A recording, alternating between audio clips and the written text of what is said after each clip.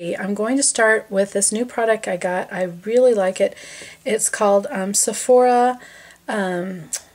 Sorry, my vision is like really, woof, it's really over 40. What can I say? This is called Immediate Wrinkle Filler, and I found this last week at Sephora, and I tried it, and I really like it.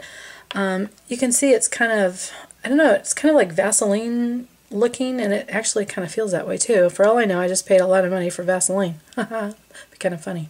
But anyway, I just put that right underneath my eyes, and it just kind of fills in some of those little lines. You know, I'm forever looking for a product that makes these bags and lines under my eyes disappear.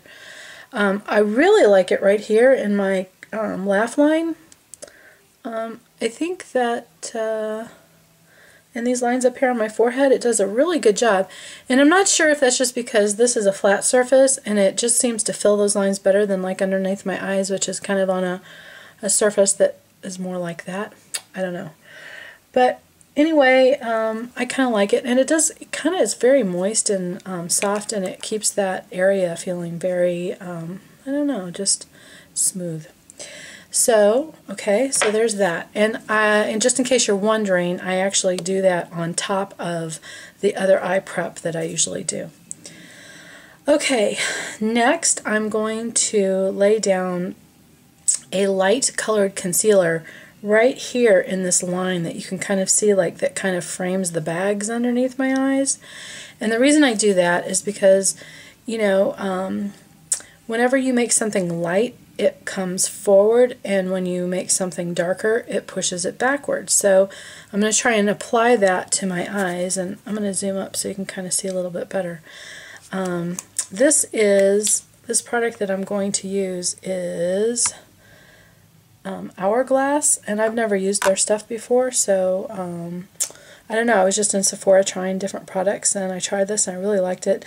This is Pearl Concealer, and it looks like this. It's kind of like a lipstick looking kind of thing. Anyway, there were two shades, and this was the light one. So I'm just going to put that right there in that line, and you can already see how that kind of camouflages that whole baggy kind of thing going on under there. Really like the way that works.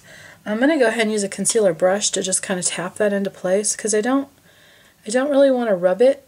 I don't want to, you know, I don't want to thin it out really. I want it to kind of keep that same opacity, and it doesn't really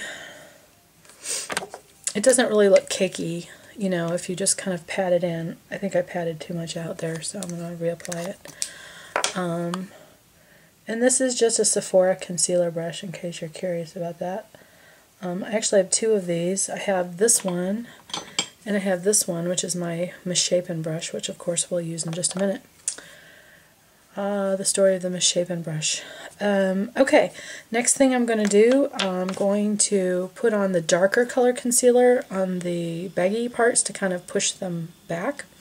And I'm going to use my Lancome concealer, and this is in Clair. If you can see that. 11, I guess it says. I don't know, guys. My vision is so over 40, it's not even funny. Okay, and so I'm just going to dab a little bit of that on in that bag area. And you know, there's absolutely nothing that makes this disappear. It's just a matter of minimizing it a little bit and kind of playing with the illusion of what makeup can do. But I think that this is certainly an improvement over what we started with. Oh, what I would give for my 20-year-old under eyes.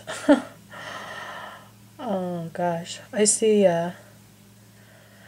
people with the smooth skin underneath their eyes, and I'm just so jealous. I just love to have that back. Okay, the next thing I'm going to do is I'm going to use my Smashbox PhotoFinish lid primer.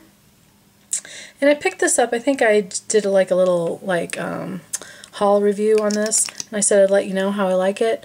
I use this to prevent creasing, and it works pretty well. I can't say that it's like amazing or anything like that. I'm not even sure I like it better than I like my MAC paint, but It's alright. I've been using it a lot, so it must be working okay, right? Okay, so just kind of pat that in. Next thing I'm going to do is find my Painterly, which is a paint pot from MAC. And this is kind of like a color for pinky tones. I think they have a color called ochre if your tones are a little more yellowy. And I'm just going to put that on my whole eyelid. And what this does is it gives your eyelids kind of a sticky surface to stick to. Is that redundant? It's a sticky surface to stick to. But the other thing it does is it really creates a really nice even tone on your eyelids. It's really quite lovely. I really like it. I love the paint pots anyway. I think they're pretty cool. Okay, I'm going to zoom out. Out, not in. Okay. Yeah, sorry about my lighting. I never have really been able to do anything amazing with it. Oh, that's a little better.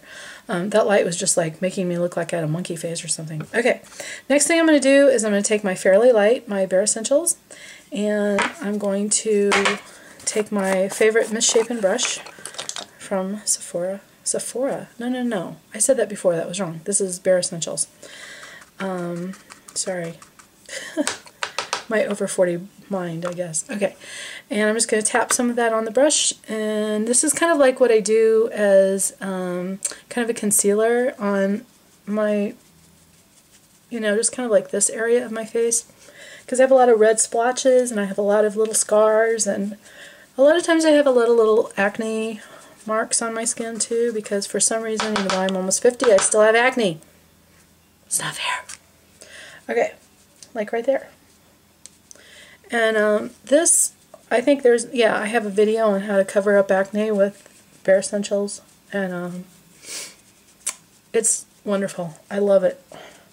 I think it does a better job of anything else out there, and it just puts down this beautiful, nice base.